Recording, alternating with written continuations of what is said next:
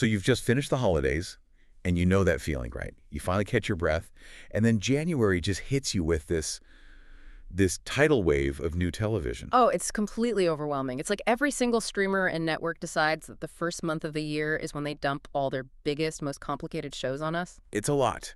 And we gathered a whole stack of articles and previews for, what, 12 of the most anticipated shows dropping this month? At least 12. And the scope is just, I mean, it's remarkable. You've got everything from tense medical dramas to Cold War spy thrillers and, huge fantasy series making a comeback. And trying to figure out what's actually essential viewing, what's genuinely worth the time, that's a job in itself. It really is. So our mission today is to cut through all that noise. We've done the reading for you.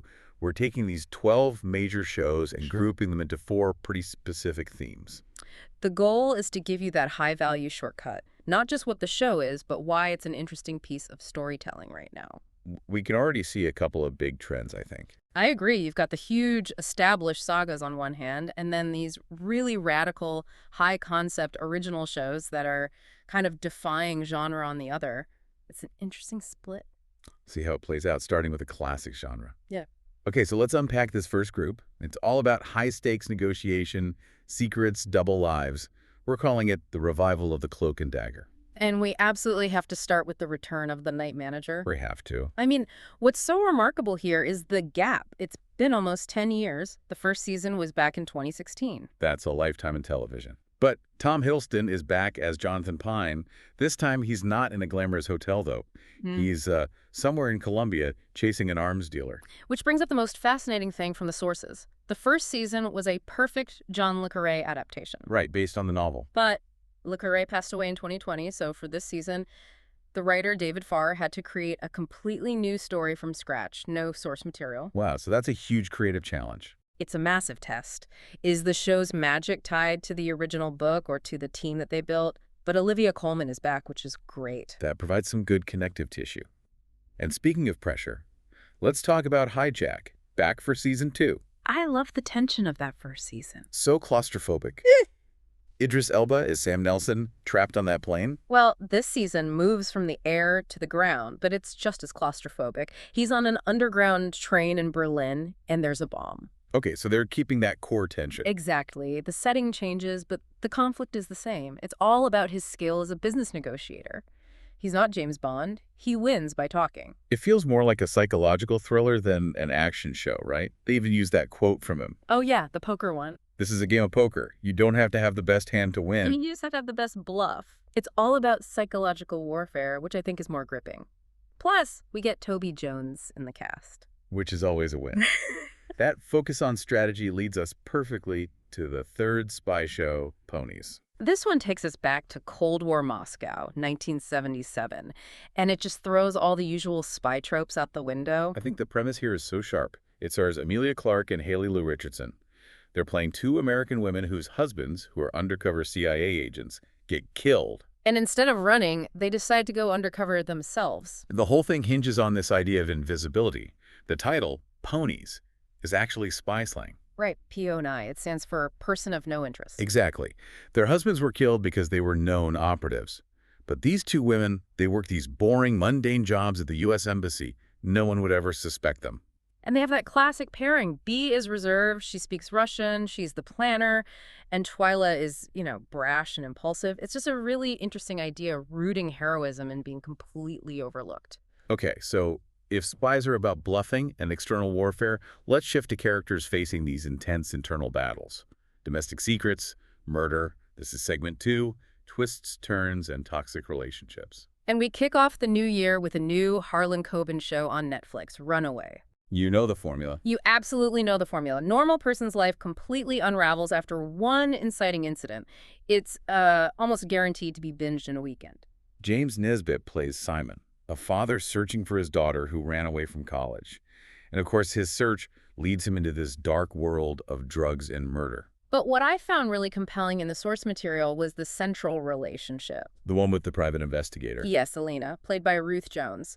The articles were so specific that they form this incredible working partnership, a real dynamic duo, but there is zero romantic subplot. That's actually pretty refreshing. It is. It lets the mystery stay front and center. Speaking of complicated relationships, next up is His and Hers, and this one is built entirely on its central concept. It is a structurally brilliant idea for a thriller. You have an estranged married couple, they're separated, probably hostile. And they're both investigating the exact same murder. But the core tension is that each one secretly thinks the other did it. So they're trying to solve the case while also spying on each other. Tessa Thompson plays Anna, a news anchor who returns to her hometown for this story. And her ex, John Bernthal, is the local detective on the case. It's just a massive, messy conflict of interest. It creates instant stakes that are rooted in their emotional history, not just the plot. Okay, if we shift back in time for our last mystery, we have Agatha Christie's Seven Dials. This sounds like classic Christie comfort food, but with a modern edge. It's based on her 1929 novel set in a country house in 1925. A party prank goes horribly wrong, someone dies, and an investigation kicks off. The cast is just prestige.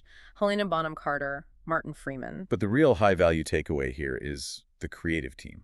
It's Chris Chibnall who created Broadchurch. Oh, wow. Exactly. So knowing he wrote it suggests that you'll get that classic, maybe even lighthearted country house feel, but with a much deeper, probably darker emotional core than the original book. So, a cozy setting, but with the brain behind one of the grittiest mystery shows of the last decade. That's a really powerful combination. All right, moving into our third group. These are shows all about massive institutional ambition. Sometimes it's ruthless, sometimes it's magical.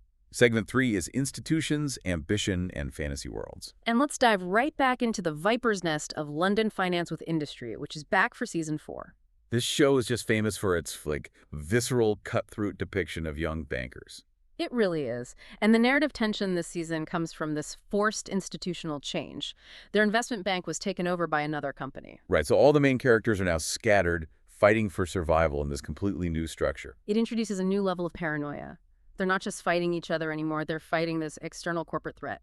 And the casting news is huge. Kit Harington. Kit Harington joins as Sir Henry Muck, a wealthy mogul who gets engaged to one of the main characters. And the creator said this season was influenced by conspiracy and erotic thrillers. Which tells you it's not just about money anymore. It's about power, information, manipulation. The stakes are now psychological and sexual, not just financial. Okay, if we're going from the toxic world of London banking to the toxic politics of Westeros, we have A Knight of the Seven Kingdoms, the new Game of Thrones prequel. Right, and to place it on the timeline, it's set about 100 years before Game of Thrones, but also 100 years after House of the Dragon. And the sources all point to a really deliberate tone shift here. This is the key takeaway. It's much more intimate. It's only 6 episodes, and they're only about 30 minutes each. It really just focuses on 2 characters, Sir Duncan the Tall, or Dunk, and his young squire, Egg. Dunk is a classic underdog, right? A hedge knight. Exactly. No noble house. He's an orphan from the slums. So choosing to focus on these 2 traveling the realm instead of on huge armies suggests they want to get back to that grounded human element of the original series. But don't worry, there's still going to be a huge jousting tournament. Of course! A perfect blend. And rounding out this section, we go back to the high society of the Senton for Bridgerton, the first part of season 4. The focus shifts again, this time to Benedict Bridgerton, the artistic second son, the one who's maybe the most reluctant to settle down.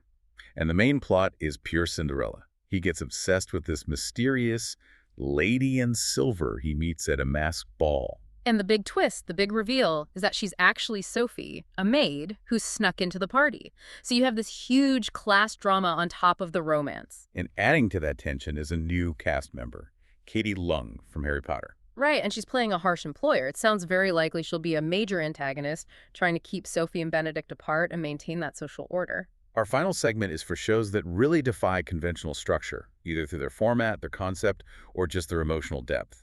So, segment 4, realism, unconventional concepts, and comedy. Let's start with unique format, The Pitt, Season 2, with Noah Weil. This medical trauma drama has one single feature that sets it apart from every other hospital show. Its commitment to real-time action. I think this detail is so important. Each season covers one single working day in real time. So for season 2, that's 15 episodes covering 15 consecutive hours. Which forces the writers to just abandon all the usual TV tricks like time jumps. It creates this suffocating sense of immediacy. It's storytelling as an endurance test, And season 2 is set on the 4th of July, American Independence Day. which is one of the most chaotic days of the year for any ER. You've got fireworks, accidents, celebrations gone awry. It's going to feel incredibly authentic. Definitely. Now, from gritty realism to maybe the most high-concept radical idea on this whole list, the beauty. This sounds like something ripped straight from a dark sci-fi novel, and I mean that as a huge compliment. It's genuinely wild. It's a Ryan Murphy show set in a high-fashion world, and it's about a sexually transmitted virus that makes people stunningly beautiful. Hooray! There's a deadly catch. Of course there is. Of course. It's this perfect blend of horror, fashion, and procedural.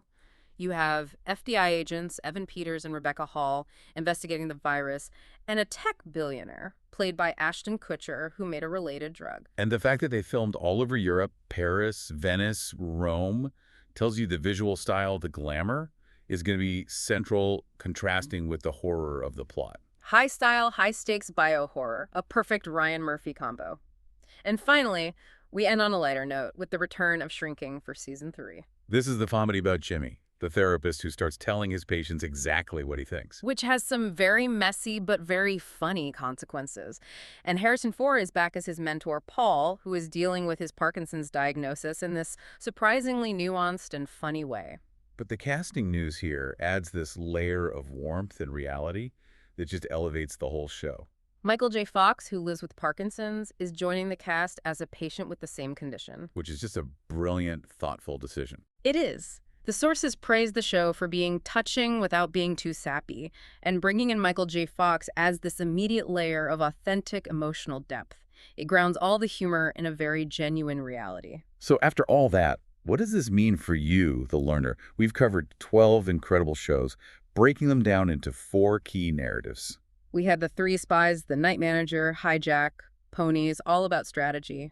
Then the 3 mysteries, Runaway, His and Hers, and 7 Dials, all about uncovering dark secrets. Then we had the high drama and fantasy industry, A Night of the Seven Kingdoms, and Bridgerton, all dealing with ambition and huge IP. And finally, those unique concepts. The Pitt surreal-time format, the wild premise of the beauty, and the heart of Shrinking. If we circle back, a huge number of these are based on really sophisticated books. Coben, Le Carre, Christie, George R.R. Martin. Even a graphic novel for the beauty. You're engaging with some of the best narrative structures out there, whether they're 90 years old or brand new. Which raises an important question for you. These are complex shows, often with very quick, very specific dialogue. We know using English subtitles is great practice for picking up vocabulary. So the provocative thought we want to leave you with is this. Can watching these incredibly entertaining, high-concept dramas be used as a deliberate knowledge-building exercise? Can you actually turn entertainment into genuine learning? Just by paying closer attention to the language. Exactly. Think about the financial jargon in industry or the period language in Bridgerton. The source material itself suggests these shows offer so much more than just an escape. How much could you learn just by focusing? We'll leave you to mull over that high-value proposition. Thanks for joining us for the deep dive. We'll see you next time.